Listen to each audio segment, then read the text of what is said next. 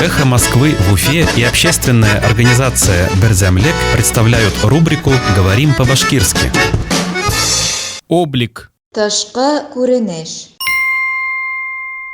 Облик города. Каланың тышкы күренеше.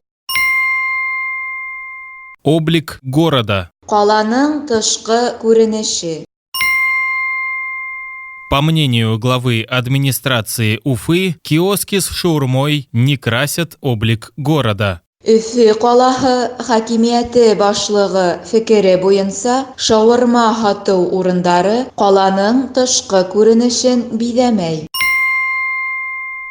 По мнению главы администрации Уфы, киоски с шаурмой не красят облик города. Өфе калаһы хакимияте башлыгы фикере буенча, шаурма һату урындары каланың тышкы күренешен бидәмәй.